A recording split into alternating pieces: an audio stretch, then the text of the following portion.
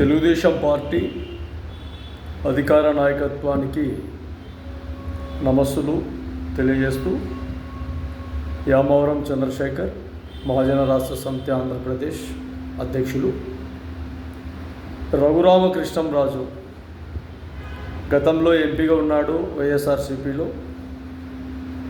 దాదాపు 3-4 ఏళ్ళు ఆ నియోజకవర్గ స్థాయిలో కానీ ఆ పార్లమెంటు స్థాయిలో కానీ ఏ రోజు అతను అక్కడ చూసిన వ్యక్తి కాదు, కలిసిన వ్యక్తి కాదు ప్రజలను.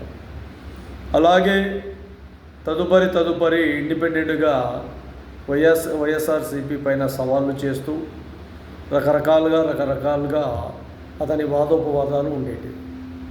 నేడు ఒక నియోజకవర్గ స్థాయిలో ఎమ్మెల్యేగా టీడీపీలో గెలిచి ఈరోజు డిప్యూటీ స్పీకర్గా ఏర్పాటు చేసుకొని తెలుగుదేశం పార్టీలో అన్ని విధాలుగా విలువలతో కూడిన ప్రజాస్వామ్యాన్ని అనుభవిస్తూ ఉన్నాడు. అయితే తెలుగుదేశం పార్టీకి తెలియజేయడం ఏమనగా అంటే, ఒక పార్టీ నుండి ఇంకొక పార్టీకి వలస వెళ్ళే వలసదారులు ఎవరైనా కానీ మీ దగ్గర బెల్లం ఉంది కాబట్టి ఈగలు వాళ్తారు. మీరు గెలిచారు కాబట్టి ప్రజలు మీ వైపే ఉంటారు, అధికారులు మీ వైపే ఉంటారు. పార్టీ అధిష్టానం, పార్టీ నాయకత్వం, పోర్టబుల్ నాయకత్వం అంతా మీ చేతుల్లోనే ఉంటుంది. అయితే గమనించాల్సింది ఏంటంటే, ఈరోజు ఈ టీడీపీ నాయకత్వం గెలిచింది 160 చిల్లర దాకా మీ సీట్లు ఉన్నాయి, బాగా కూటమితో గెలిచారు, ఇది ఓకే. అయితే ఇలాంటి వ్యక్తులను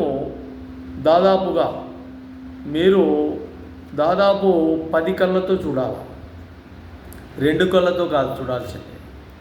మీ నాయకత్వంలో 10 కళ్ళతో ఇలాంటి వ్యక్తులు ఏ విధంగా ఉన్నారు, ఎంత కులాహంకారంగా ఉన్నారు, ఎన్ని విధాలుగా వాళ్ళు ఎవరిపైన డామినేషన్ చేస్తున్నారు, ఎలాంటి విధానాల్లో వీళ్ళు మీ నాయకత్వంలో పనిచేస్తారో ఓసారి బాగా ఆలోచన చేయండి.